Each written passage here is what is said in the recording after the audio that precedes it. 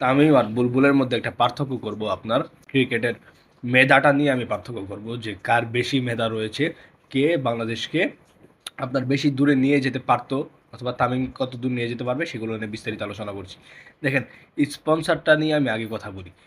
তামিম ইকবাল আপনার BCB president হওয়ার পর সে যে বড় বড় স্পন্সরগুলো বাংলাদেশে আনছে, বড় বড় কোম্পানিগুলো, গাড়ি কোম্পানি, বড় বড় কোম্পানিদেরকে ম্যানেজ করে আপনার একটা পার্টিকুলার সিরিজের জন্য আপনার সে যে স্পন্সরগুলো ম্যানেজ করছে, এটা কিন্তু বাংলাদেশের প্রেক্ষাপটে চারটিখানি কথা না। কারণ আগের বোর্ড আমরা যারা দেখেছিলাম, আগের যে কটা বোর্ড গিয়েছে তারা কেউ এই লেভেলের স্পন্সর কেউ কখনো ম্যানেজই করতে পারেনি।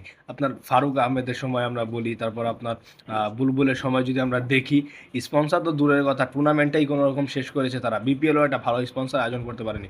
কারণ তামিম ইকবাল যখন এই পার্টিকুলার একটা সিরিজের জন্য যখন চেরি কোম্পানির আপনার গাড়ি নিয়ে আসলো, পরে আপনার সুজুকি জিক্সারের আপনার বাইক নিয়ে আসলো, তারপর আবার ইলেকট্রিক বাইক কোম্পানি, মোট তিনটা গাড়ি কোম্পানিকে যখন আপনার মিরপুরে রাখা হয়, তখন আপনি মিরপুরের ব্র্যান্ড ভ্যালুটা আপনি বুঝতে পারছেন মানে কোন জায়গায় গিয়ে দাঁড়িয়েছে। তো তামিম ইকবাল সামনে আরও বড় বড় স্পন্সর আনতে পারবে। দেখেন, আমি একটা একটা উদাহরণ দিই। পিএসএল কিন্তু এত বড় লিগ হিসাবে বিবেচনায় ছিল না, কিন্তু আপনার রমেশ রাজা তারা যেভাবে স্পন্সারগুলো পিএসএল এ এনেছে, বড় বড় স্পন্সার এনে কিন্তু পিএসএল এর মানটা প্রায় চেঞ্জ করে দিয়েছে। তামিম ইকবালও সেই পথেই হাঁটছে। আপনার বড় বড় স্পন্সারগুলো সে ইজিলি ম্যানেজ করছে, আপনার এই ক্রিকেট বোর্ড, এবং প্লেয়ারদের উৎসাহ দিচ্ছে। প্লেয়ারদের যে গাড়ি গিফট করা হচ্ছে ভালো খেললে, আর প্লেয়াররা পারফরমেন্স করছে। আপনি যদি বাংলাদেশের প্লেয়ারদের দেখেন, আপনার বুলবুলের সময়ের প্লেয়ারদের যদি দেখেন, দেখবেন যে আপনার পারফরমেন্সে আকাশ পাতাল তফাৎ রয়েছে। বর্তমান বাংলাদেশের প্লেয়াররা ভাই খুব ভয়াবহ মোডে রয়েছে। আপনার প্রত্যেকটা প্লেয়ার ভয়াবহ মোডে রয়েছে, অ্যাটাকিং মোডে রয়েছে। এটা হচ্ছে বাংলাদেশ ক্রিকেটের জন্য খুব ভালো একটা দিক। আর তামিম একটা কথা সবসময় বলে যে প্লেয়ারদের যদি ভালো খেলাতে হয় তাহলে তাদেরকে অনেক কিছু দিতে হবে। দেখেন, আমরা তো প্লেয়ারদের বেতনটা ছাড়া কিছু দেই না, তেমন কিছু তারা পায় না।